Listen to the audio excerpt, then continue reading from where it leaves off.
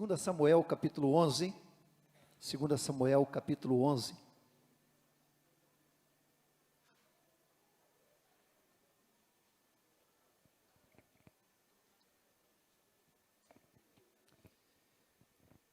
E aconteceu que, tendo decorrido um ano, no tempo em que os reis saem à guerra, enviou Davi a Joabe, e com ele os seus servos, e a todo Israel, e eles destruíram os filhos de Amon, e cercaram a Rabá.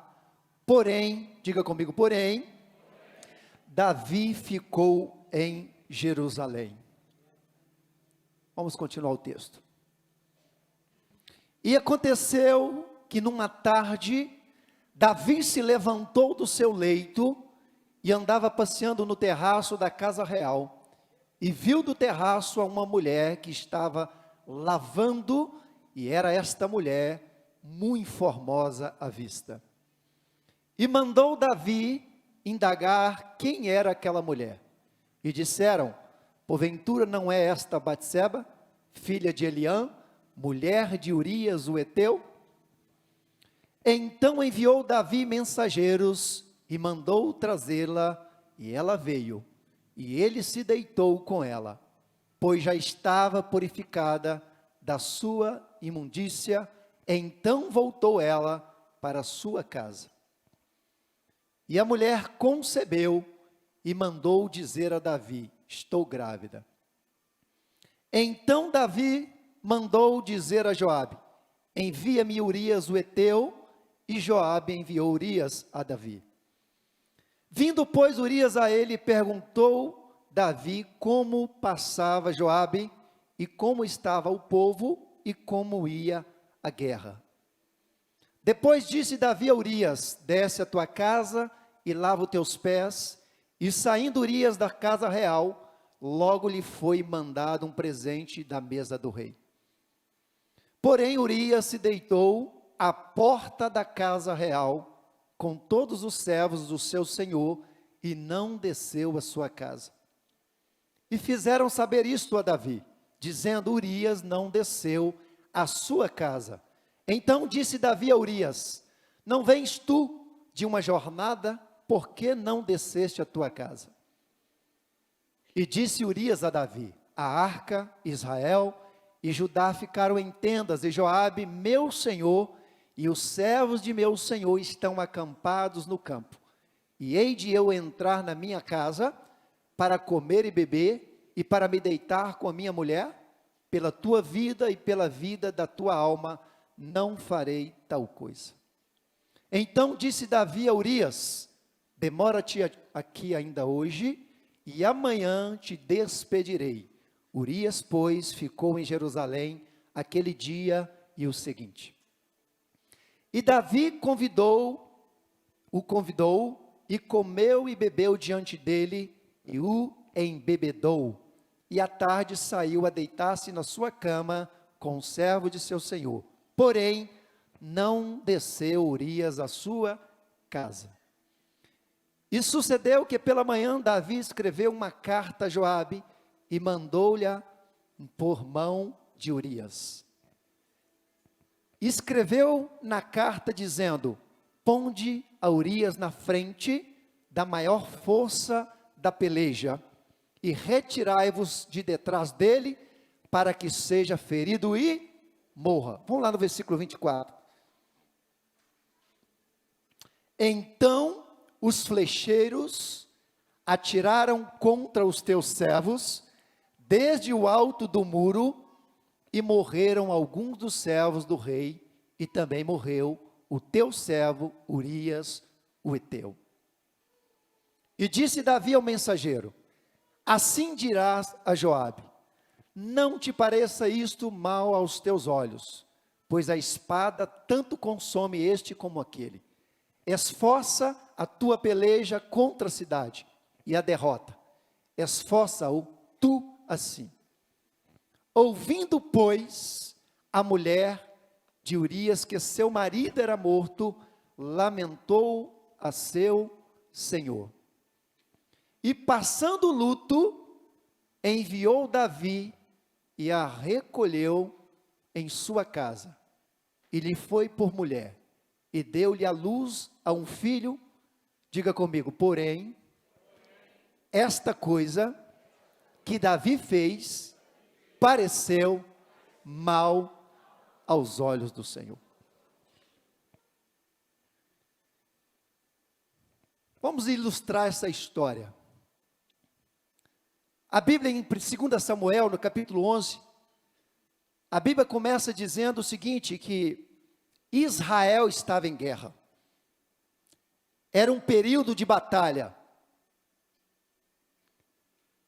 E era de costume o rei estar presente nesta batalha. Mas a Bíblia diz que Davi enviou o seu exército, enviou o seu comandante Joabe, mas Davi decidiu ter umas férias. Deixa eu falar algo para você. O momento mais sensível na vida do homem, da mulher, de um servo de Deus, é o momento que ele está de folga, é o momento que ele está de férias.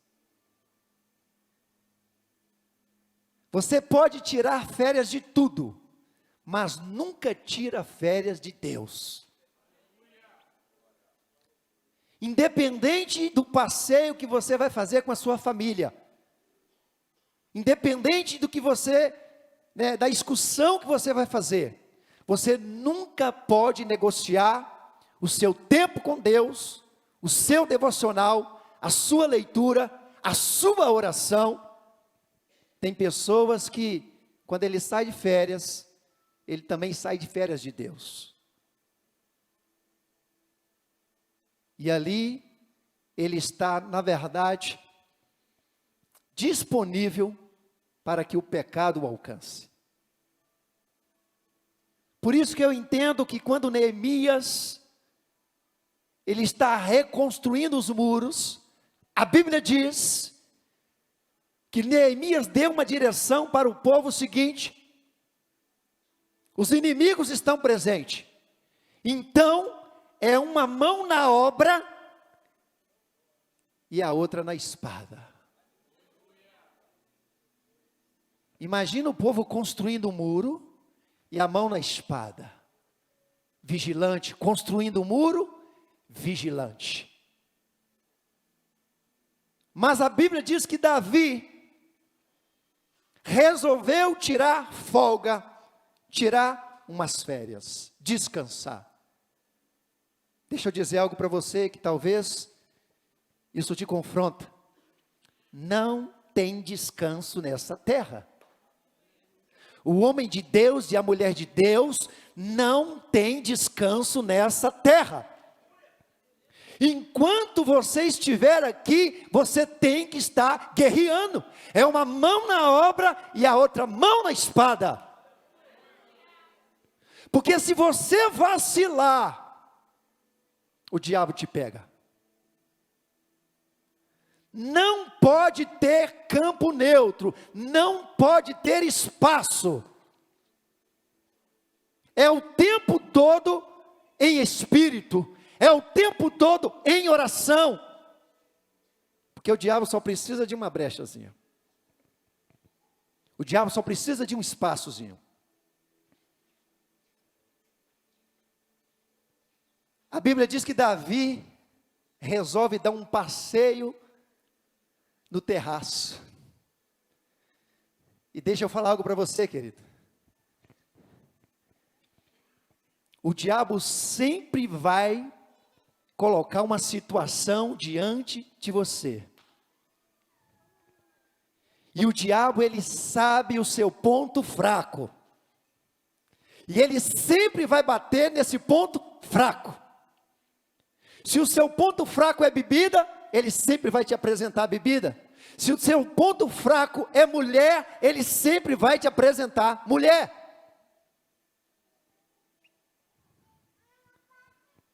O diabo, ele é muito inteligente.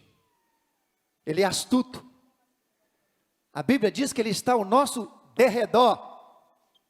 como um leão, bramindo. Se você vacilar e te dar uma machadada. Davi sai do seu aposento, e Davi vai para o terraço. O diabo colocou uma mulher lá embaixo, Batseba. Ele foi no terraço, dá uma voltinha no terraço, ele olha para baixo, está a mulher nua lá. E a Bíblia diz que era uma mulher muito formosa, uma mulher bonita. E quando Davi olhou para aquela mulher, querido, isso não está na Bíblia, mas eu tenho certeza que aconteceu. Porque o Espírito Santo sempre vai nos mostrar. Eu tenho certeza que Davi, quando ele viu aquela mulher, Davi como homem de Deus, Davi como segundo homem, segundo o coração de Deus, o Espírito de Deus estava sobre Davi. Quando Davi viu aquela mulher, ele deve ter voltado. Isso é laço. Isso é o diabo. Está repreendido. Estou sozinho aqui. E o Espírito Santo aperta nele. O problema, querido, não é você olhar a semente. O problema é você comer a semente. O problema não está no olhar. Você está passando numa praia ou em qualquer lugar, você vai ver um homem bonito, você vai ver uma mulher bonita, não tem jeito, é inevitável. Está passando na sua frente, você está encontrando com a pessoa, o primeiro olhar vai existir. O problema é quando você faz isso. O problema é quando você faz isso. Aí o que aconteceu? Gerou. Olha o que diz Tiago, capítulo 1, versículo 14 e 15. Tiago, capítulo 1, versículo 14 e 15. Mas cada um é tentado, quando atraído e engodado pela sua própria concupiscência. Depois, havendo a concupiscência concebido, dá à luz o pecado. E o pecado, sendo consumado, gera a morte. O salário do pecado é a morte. A partir daquele momento que Davi concebeu aquele pecado, a cegueira espiritual agora entrou em Davi. Davi desejou dormir com aquela mulher, se deitar com aquela mulher. E Davi pede para trazer a mulher. E Batseba veio, se deitou com Davi. Agora, olha que coisa. Justamente no momento fértil da mulher. Olha como é que o diabo prepara o cenário. Tinha que ser em outro momento, de repente. Não, justamente no momento fértil. Davi se deita com a mulher. Passou lá uns dias, e a mulher manda uma mensagem para Davi: estou grávida. Imagina Davi, naquele momento, ele pensa assim: rapaz, a mulher ficou grávida. E tinha um problema muito sério, por quê? Davi cometeu adultério. E antes daquela mulher ir para o quarto de Davi, alguém falou para Davi, está no texto, ela é esposa de Urias, o hitita, o seu soldado, o seu servo. É o Espírito Santo, pastor, falando: cara, não faça isso. Ali foi o próprio Espírito Santo. Essa mulher é esposa do seu soldado, ela é esposa de Urias, do seu servo. Mas ele não deu ouvido, já estava cego, já tinha gerado. E aí quando Davi recebe essa notícia, o problema é que era lei, Levítico 20:10. Qualquer adultério cometido, morreria o adúltero e a adúltera. Era lei, fazia parte da lei. Então, o rei, que era para ser exemplo, ele está infligindo a lei. Agora, quando Davi recebe essa notícia, o que ele pensa? Eu preciso agora elaborar um plano, ao invés dele ir para os pés do Senhor. Agora Davi vai elaborar um plano para tentar encobrir o seu pecado. Esse aí é o maior erro do ser humano. Porque quanto mais você tenta encobrir, porque a Bíblia diz, Provérbios 28, 13, aquele que confessa as suas transgressões e deixa, alcançará o quê? Misericórdia. Davi agora, vamos lá, o diabo começa a construir na mente dele agora um plano. Qual foi o plano? Eu preciso trazer Urias para ele se deitar com a esposa dele, porque ele se deitando com a esposa, esse, na verdade, vai esconder, vai encobrir o meu pecado. O filho é dele. O problema é que naquela época, a guerra durava 7 meses, 8 meses, 1 ano de guerra. Imagina o cara chegar depois de 4 meses, a mulher com a barriga grande. Tem coisa errada aí. Aí o que Davi faz? Davi manda um recado para Joabe, que era o comandante. Joabe, manda Urias para mim. Aí Urias chega no palácio de Davi, aí aquela conversa para boi dormir, né? Davi fala, como é que está lá Joabe, Urias? Como é que está os soldados? Como é que está a guerra aí? Conta para a gente. Não, está tudo bem, Davi. Olha, Urias, cara, eu resolvi te dar uma folga, cara.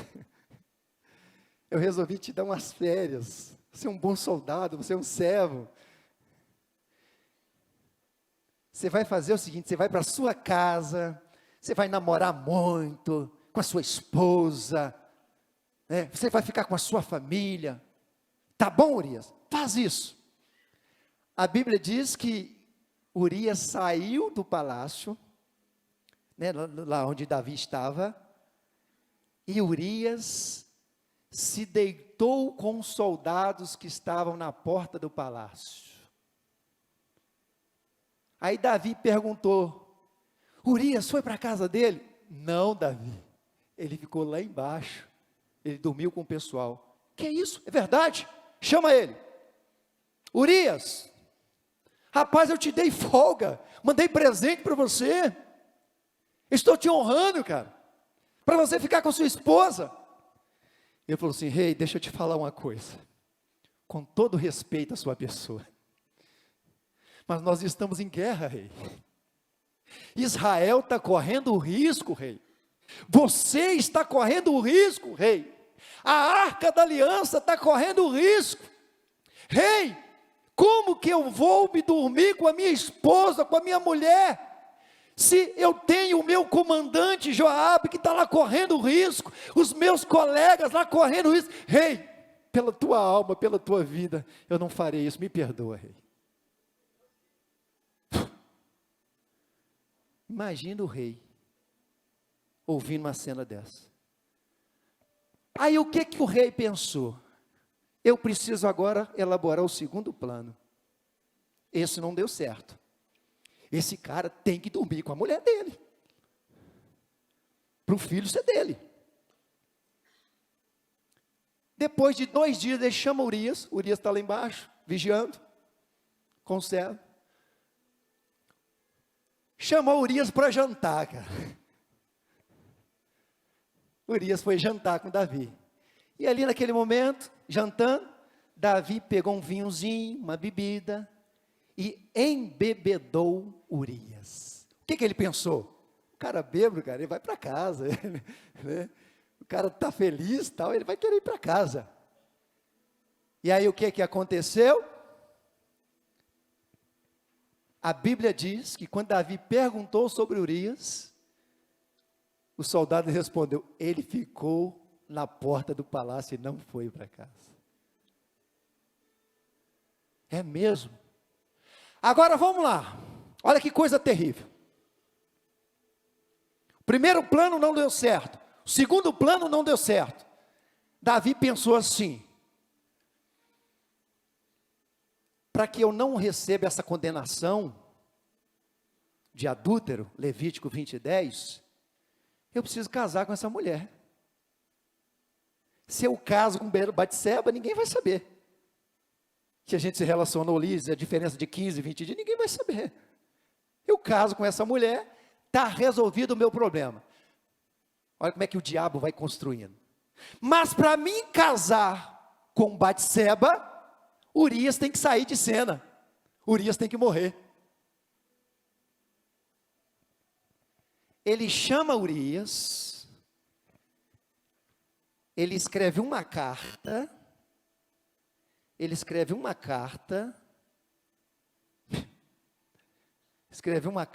pega a carta e dá na mão de Urias. Leva essa carta, Urias, e entrega para Joabe. E manda Joabe ler a carta. Quando a carta chega na mão de Joabe, o comandante, na carta estava escrito assim: Joabe, coloque Urias na frente da batalha, porque eu preciso que ele morra.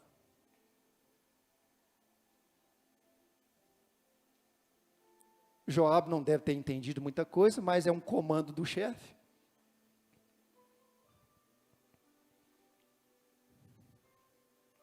Vamos executar o que ele está falando. E aí o que aconteceu?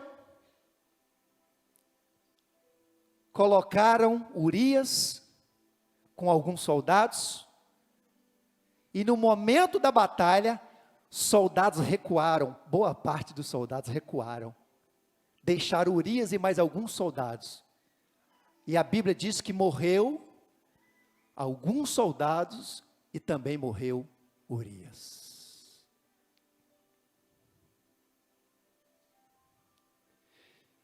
E aí o mensageiro chegou na casa de Davi, para avisar para Davi, sobre a morte de Urias. Quando avisaram para Davi, eu posso imaginar o sentimento de Davi naquele momento. Resolveu. Deu certo. Foi lá, pegou Batseba, trouxe, para os seus aposentos, se casou com Batseba, resolveu, ninguém vai saber de mais nada, agora a situação acabou, está tudo resolvido. Querido, você pode enganar o homem, mas você não engana Deus. Um dia a conta chega. Você acha que está dando certo. Um dia vem a prestação de contas. A Bíblia diz, querido, que um dia nós vamos estar diante de Deus e vamos prestar contas. Imagina Davi comemorando, todo feliz.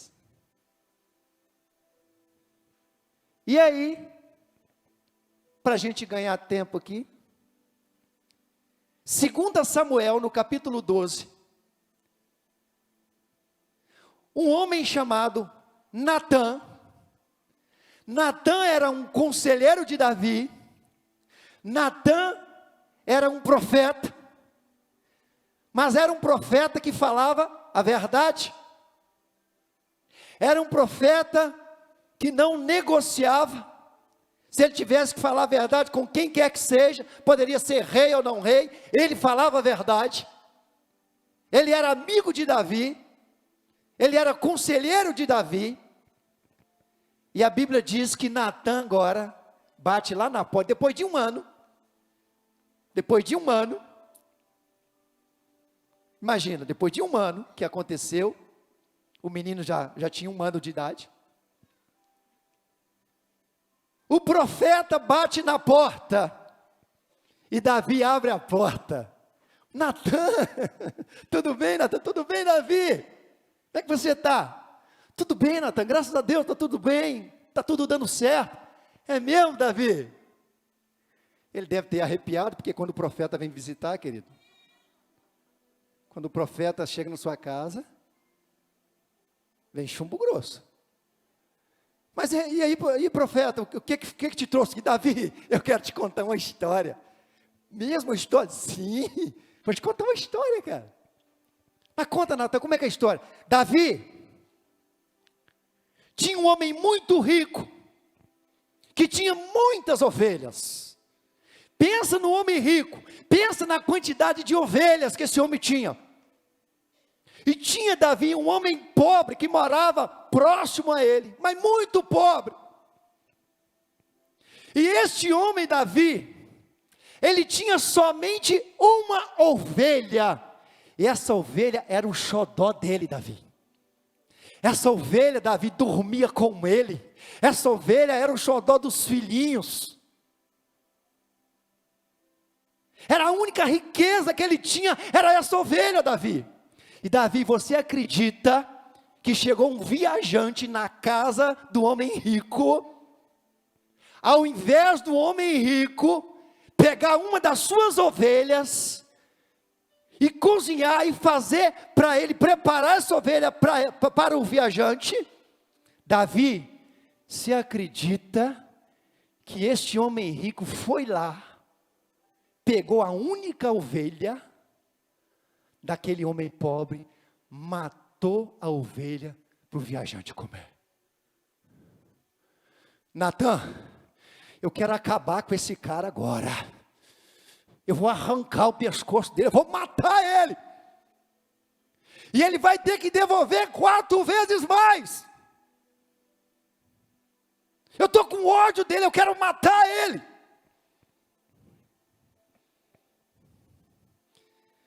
Aí Natan olhou dentro dos olhos dele e falou assim: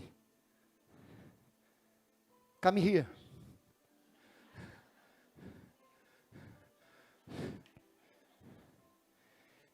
Esse homem é você, Davi. Esse homem é você, Davi. Aí veio a cajadada. Deus manda te dizer, o Deus de Israel manda te dizer: eu te coloquei você como rei, eu te livrei você das garras de Saul, eu te dei casa, eu te dei mulheres, e se te faltasse alguma coisa, eu te daria. Agora que absurdo, cara, um soldado aliançado, um soldado que te amava, um soldado que não teve coragem de dormir com a esposa dele, para te proteger, para proteger Israel, você cometeu um adultério, e ainda mandou matar esse cara.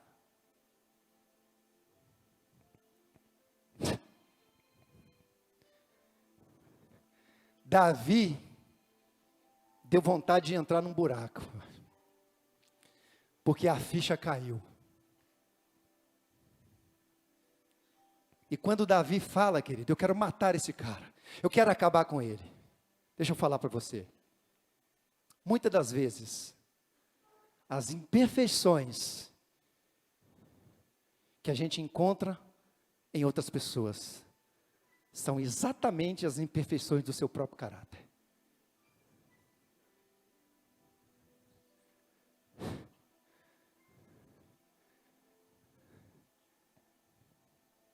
São as imperfeições do seu próprio caráter. Diga para o seu irmão assim, ó, muitas das vezes, os defeitos que condenamos nos outros são exatamente as imperfeições do nosso próprio caráter.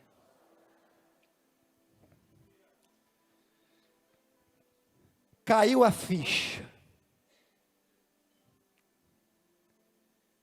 Mas é justamente aí que Deus começa a trabalhar. É quando cai a ficha. É quando você reconhece. É quando você não fica procurando argumentos. É quando você não fica procurando culpados. Mas foi por causa disso, foi por causa daquilo. Por isso que eu falo, Davi, ele não tinha muita dificuldade de pedir perdão, de se arrepender.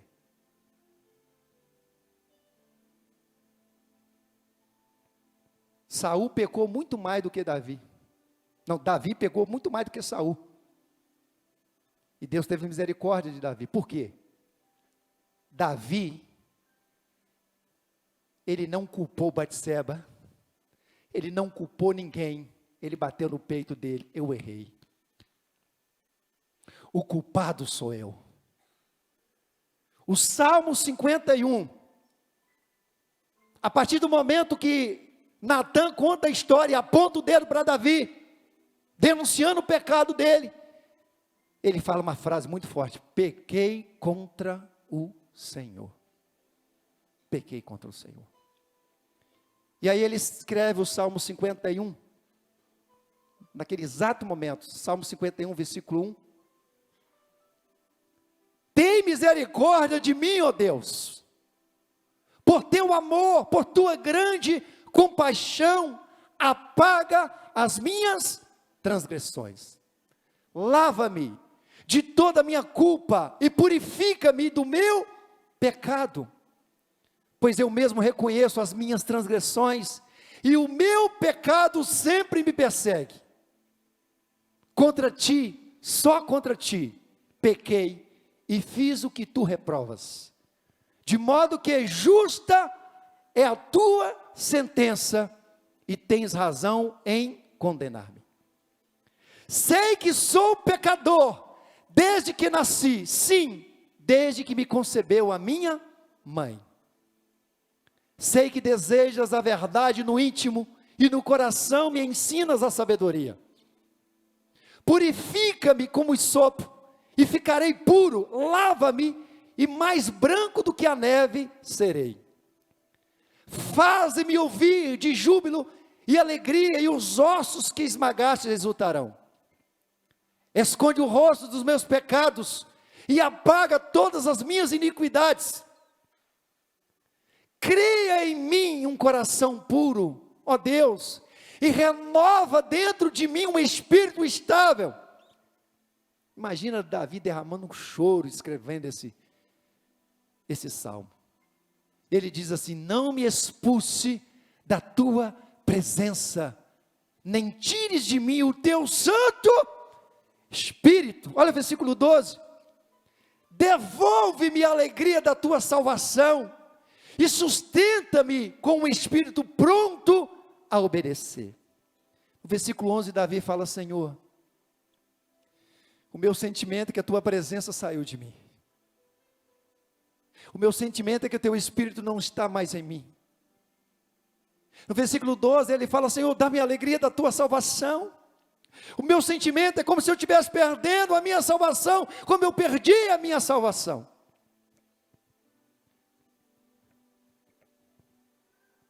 E a Bíblia diz que o mesmo Natan, que falou do pecado de Davi, depois que Davi se arrependeu, o mesmo Natan disse: Deus te perdoou, mas a consequência não tem como tirar.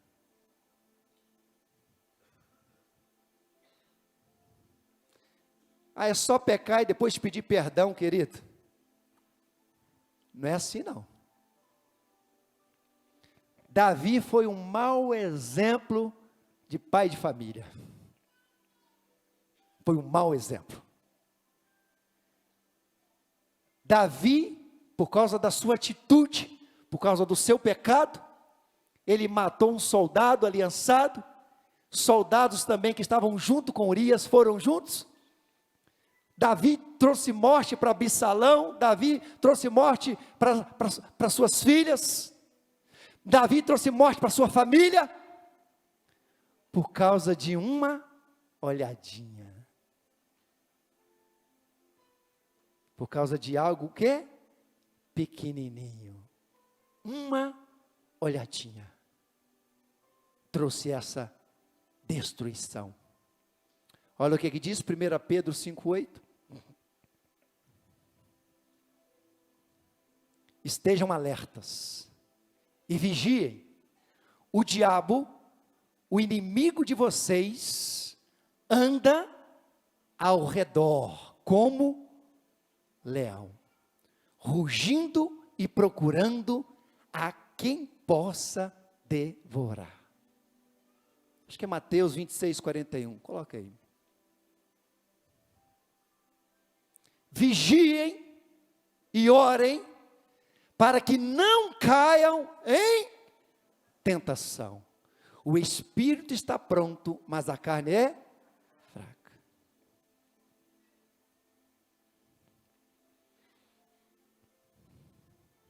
Querido, isso é uma palavra para que você possa refletir os seus próximos passos daqui para frente. Eu não tenho dúvida do cenário que já foi preparado para uma grande conquista. Não tenho dúvida. Não tenho dúvida. O momento que a igreja está, o momento como que a igreja vai avançar, como que as coisas vão fluir. Mas é tempo de vigiar dobrado. Cuidado, eu falei da área sexual. Cuidado com as pessoas que você tem andado. Cuidado com as pessoas que você tem dado ouvido.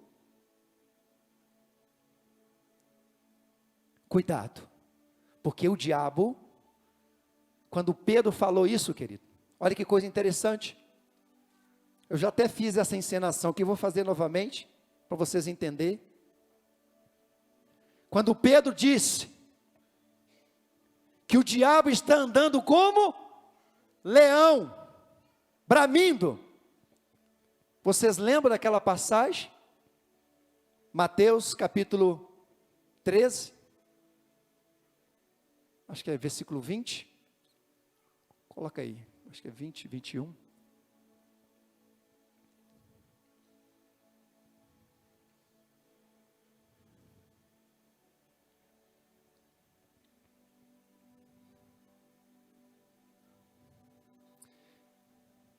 Não, é Mateus 16, desculpa. Mateus 16.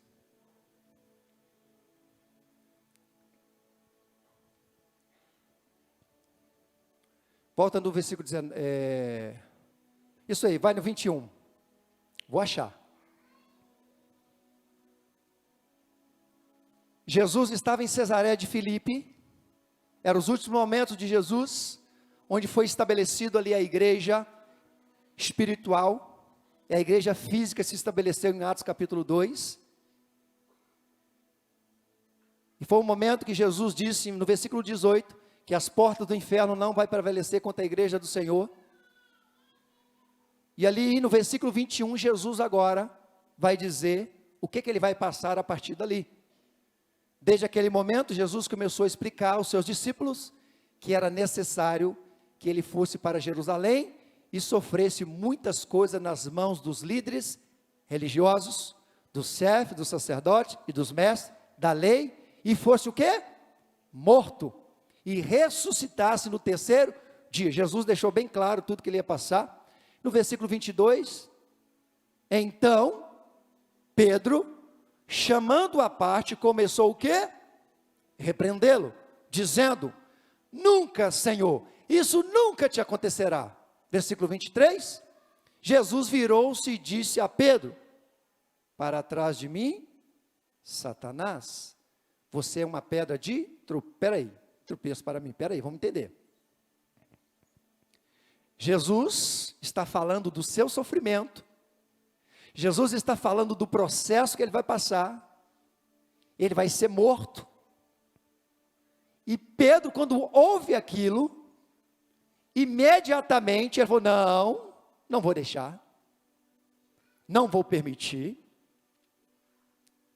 Só que, vem cá, Marcos,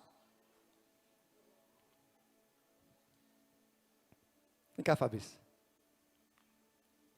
fica lá, fica aqui.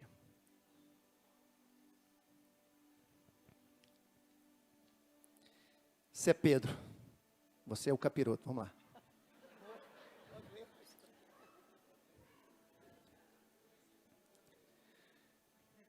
Jesus estava ali com os discípulos, dando toda uma orientação, falando do que ia acontecer com ele. E quando Jesus terminou de falar isso, o Pedrão virou e falou: não vou deixar, não vou permitir. A motivação era correta, mas o formato era errado. Porque se Jesus não fosse crucificado, não teria o quê? Salvação. Então, qual que é o projeto do diabo? Não permitir Jesus ir para a cruz, para não ser crucificado. Só que nós não conseguimos fazer a leitura do reino espiritual. Jesus, ele conseguia fazer a leitura do reino espiritual. Ele viu os demônios. Jesus, ele viu os demônios. Pedro não estava vendo, os discípulos não estavam vendo. Aí quando Pedro fala isso, não vou deixar, Jesus fala: para trás de mim, Satanás. Por quê? Jesus, quando fala para trás de mim, Satanás, no momento que Pedro estava falando, alguém estava influenciando Pedro. Alguém estava falando no ouvido de Pedro. E aí Jesus não fala com Pedro, Jesus fala para quem estava atrás de Pedro. Ele diz: para trás de mim, Satanás. Por isso que Pedro, lá na frente, 1 Pedro 5,8, ele disse: o diabo está ao nosso derredor, bramindo como leão. Por que ele falou isso? Porque quando o diabo está atrás de você, ele é um leão, mas ele é atrás de Jesus, ele é um gatinho. Por isso que Jesus diz: para trás de mim, Satanás. Por quê? Para Satanás agora chegar em Pedro, ele precisa passar por Jesus. Para ele chegar em Pedro, ele precisa passar por Jesus. E quando que ele vai passar por Jesus? Nunca. Tome cuidado quando você fala essa frase, hein? Para trás de mim, Satanás. Não manda não, senão ele te mata. Ele acaba com você. Para trás de Jesus, Satanás. Que o Senhor Jesus te repreenda. Pode ir lá. Mas onde eu quero chegar? Aparentemente, Satanás estava falando uma coisa boa. Você não pode deixar esse homem morrer. Esse homem é bom. Esse homem faz coisas boas. Você não pode permitir isso. Cuidado. Cuidado. Satanás vem para a igreja também. E ele pode estar do seu lado aí. Satanás assiste o culto. Satanás, ele dá glória a Deus. Cuidado quando tocar no seu bispo, na sua bispa, na sua igreja. Porque o diabo pode estar construindo um cenário para tirar você fora. Seja honesto com seus bispos. Aconteceu? Bispo, está acontecendo isso e isso. Fala com seu bispo. Fala com sua bispa. Cuidado, porque o diabo, ele prepara todo um cenário. Eu vou falar para vocês de uma história, para vocês entenderem isso aqui bem rapidamente. O nome do pastor é pastor Alessandro, do nosso ministério, da Gileade. Vou contar a história do pastor Alessandro. Quando eu e a bispa iniciamos o ministério de obra social, num dos bairros mais pobres do Espírito Santo, o pastor Alessandro, que não era pastor ainda, nos ajudou no trabalho. Pensa num servo de Deus, que pegou junto com a gente no Leão, evangelizando o traficante. Não foi fácil. Não foi fácil. E esse homem junto com a gente. Depois de 5 anos ou 7 anos, onde o Senhor tinha falado para que a gente viesse para Macaé. E o Alessandro, que era evangelista, já tinha se tornado pastor também, estava comigo junto no ministério. O Alessandro estava lá 7 anos, mas o pastor Roberto chegou 1 ano depois, o pastor Roberto de Campos, chegou 1 ano depois, só que o pastor Roberto era somente diácono, quando a gente foi enviado para Macaé, e o Alessandro era pastor. Aí o que aconteceu? Deus falou ao nosso coração, que o pastor de Terra Vermelha seria o diácono Roberto.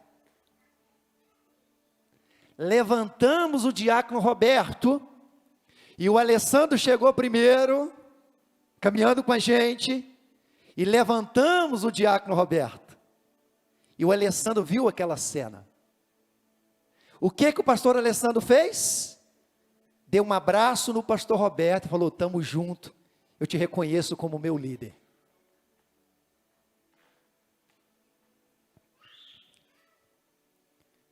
Deus colocou no nosso coração, depois de, acho que foi 5 anos depois, de enviar o pastor Roberto para abrir uma congregação em Campos.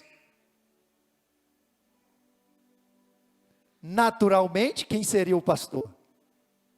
No lugar do pastor Roberto? Pastor Alessandro. Só que o Senhor falou ao nosso coração, que era para enviar o pastor Anderson para Nova Esperança, que é o pastor de Nova Esperança, e o pastor Luiz Paulo e a Roseli seriam enviados para Vila Velha, para entrar no lugar do pastor Roberto. E o pastor Alessandro assistiu toda essa cena, e o que ele fez? Ele foi lá e abraçou o pastor Luiz Paulo e a pastora Roseli. Eu me submeto à liderança de vocês. Uma das maiores igrejas nossa, lá da Serra, precisava de um pastor. Tem mais de 400 membros, quase 600 membros. Aí Deus falou o meu coração e o coração do apóstolo, que o pastor da igreja da Serra seria o pastor Alessandro. O pastor Alessandro hoje é o pastor de uma das maiores igrejas. Deixa eu falar algo para você. Provérbios 20, 21. A herança antecipada não será bênção. Tudo tem o seu tempo, tem a sua hora. Ah, mas o irmão chegou antes e foi promovido, eu não fui. Calma, você não está preparado ainda. Aquilo que é seu ninguém pode tomar, mas você precisa entender que ainda não é o tempo. Você acha que em muitos momentos o diabo não deve ter construído na mente o pastor Alessandro? Você está com o pastor aqui desde o início, é para ele levantar você. Isso é uma desonra, cara, diante das ovelhas, diante da igreja. Está todo mundo vendo isso. Você é o pastor. Você acha que o diabo não falou isso? Você é o pastor, e ele é um diácono, ele foi levantado a pastor para você se submeter a ele. Ele conseguiu vencer isso, pastor. Aí depois de 5 anos depois, agora é minha vez, porque a pessoa tem expectativa, agora é minha vez. E aí o diabo mais uma vez, rapaz, pegaram um cara lá de fora, que nem conhece as ovelhas, e você está aqui já há 12 anos, e levantaram ele como pastor, mas ele não deu ouvido à voz do diabo. Isso é muito sério que eu estou te falando. O diabo, ele vem disfarçado em anjo de luz. Cuidado dentro do seu, eu estou falando em todas as áreas, dentro da empresa que você trabalha, às vezes dentro da nossa família. Cuidado. Rapaz, você está naquela igreja até hoje, você não está prosperando nem nada, o que está acontecendo? O pastor Alex e a pastora Vânia chegou para o ministério de Gileade. Assim que eles colocaram o pé no ministério de Gileade, perdeu o emprego, perdeu o carro, perdeu até a casa, praticamente. Passaram uma crise terrível. Aos olhos naturais, você está no lugar errado, cara. Depois que você foi para Gileade, o negócio estreitou para você. Está errado. Não foi fácil. Muito tempo. E pessoas dizendo para ele, cara, sai dessa igreja. Pessoas que saíram, que estavam aqui, sai dessa igreja, rapaz. Você não está vendo, não? Que esse lugar não é lugar de Deus, cara. Ah, como é que você perdeu tudo, cara? Hoje o pastor Alex é um pastor de uma congregação do Ministério de Gileade. Está colhendo os frutos, porque ele não deu ouvidos à voz do diabo. Cuidado, o diabo, ele sabe como trabalhar, filtra tudo que vem, filtra. O rebelde, eu coloquei essa frase, o rebelde, ele é muito bom nos argumentos, muito difícil reconhecer os seus erros. Mas ele sabe trabalhar. Ah, por que o bispo tirou aquela pessoa? Por que essa pessoa saiu? Por que aconteceu isso? Você sabe, querido, eu não vou falar de gabinete para você. Eu conheço a pessoa, eu estou tratando dele. Quem é você para julgar? Você não sabe o outro lado da história? Mas o diabo usa isso, para daqui a pouco você fazer essa companhia para o cara e se perder. Aí você sai do seu propósito, daquilo que Deus tem para você. Vamos ficar de pé.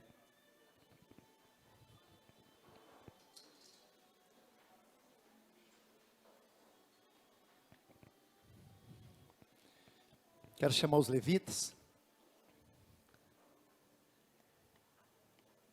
Aquele que está de pé, cuide-se para que não caia. E você não tropeça em pedra grande. A pedra grande você está vendo, cara. Você tropeça em pedras pequenas. Cuidado com as coisas pequenas. Cuidado com quem que você está andando. O seu rol de relacionamentos. Cuidado com o que você está ouvindo, com o que você está falando. Isso pode causar a sua morte. Isso pode causar a sua morte. Quer ver se uma pessoa está falando correto? Olha para os frutos dela. A Bíblia fala isso. Olha para os frutos dela. É fácil de identificar. Olha para os frutos dela. Agora, de quem ela está falando, olha para os frutos dessa pessoa. Você vai ter a resposta, se é de Deus ou não é de Deus.